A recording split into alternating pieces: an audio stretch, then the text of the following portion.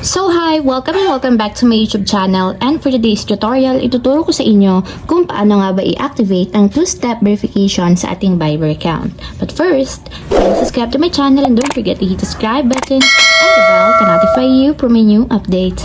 And if you want to learn more, just keep on watching and let's start. So ayan guys, for today's video, i-open lang natin ang ating VIBER account or yung ating VIBER app. And then, pagka-open guys, mula dito sa chat list, itap lang natin yung three horizontal dots na dito sa may lower right corner or yung more ng ating VIBER. So, dito naman guys, sa settings, tap natin dito yung settings. And then, dito sa settings guys, itap naman natin dito or iliin natin yung privacy.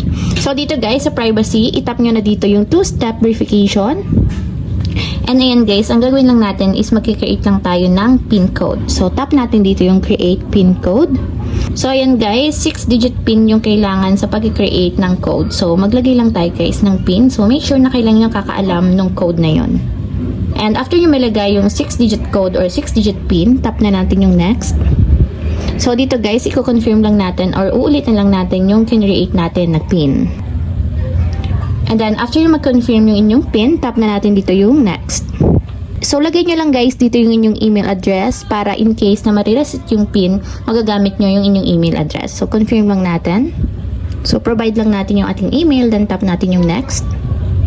So, dito guys, islagay lang ulit natin yung ating email address. So, for confirmation lang ulit, then tap natin yung next. So, ayan guys, i-check na natin yung ating email. So, nag-send daw sila ng email para ma-confirm yung email address natin. So, ayan guys, open lang natin yung email. And ganito yung nakalagay sa kanilang email. So, tap lang natin dito yung confirm email. And then guys, kung makita nyo, email successfully verified. So, balik tayo dun sa ating VIBER. So, kung makikita nyo guys, nakalagay dito sa baba is your two-step verification is now enabled. Once kasi guys, na-confirm na yung PIN and then yung email, ma-activate na yung ating two-step verification and mas secure na yung ating account sa VIBER. So, ayun lang guys, ganun lang kasimple kung paano nga ba i-activate ang two-step verification sa ating VIBER app. If you have a question, comment down below and don't forget to hit the subscribe button and the bell to notify you for my new updates. And thank you for watching!